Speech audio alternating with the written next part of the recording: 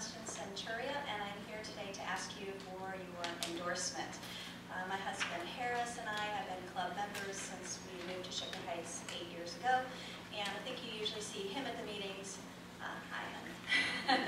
And that's because we have an agreement as parents with young children that you don't want to hire a babysitter in order to volunteer. So we take turns on who's going to what meeting. So it's nice to meet many of you tonight.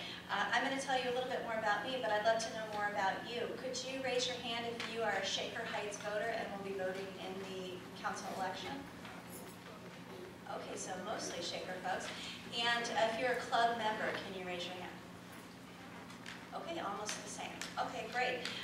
Well, I want to tell you a little bit about the campaign that I've been doing this summer. I feel really energized having been all over Shaker Heights for the last several weeks. I've been to more than 35 block parties. I hope I made it to yours. If I didn't, I'm sorry.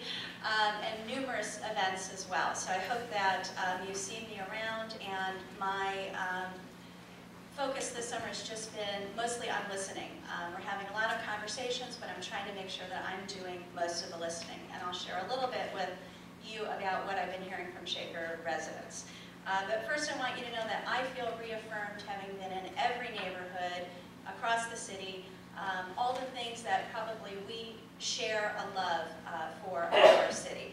Our walkable and tree-lined streets full of interesting housing, our easy access to shopping and parks and rapid transit, and of course our fantastic schools that we've already spent our first hour talking about.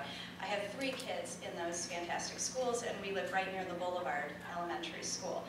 And I want to let you know, though, that the most memorable part of the summer for me are the Shaker residents. Lucky enough to have met a little 3-week-old baby. I didn't kiss the baby. The oldest person I've met so far who wanted to share her age was an 89-year-old great-grandma, and she had great-grandchildren with her.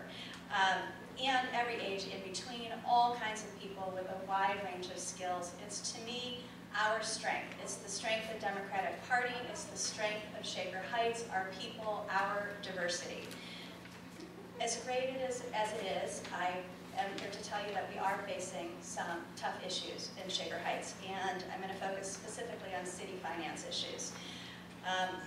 We have made very good choices in the past, and we have great reserves, but as you know, we are about to lose the estate tax. It will take a couple of years before we feel the full impact, but we will lose about $3 million a year, in addition to other state funds totaling about $800,000. Due mostly to the short-sighted political antics that have been happening in Columbus. Agreed, but please conclude.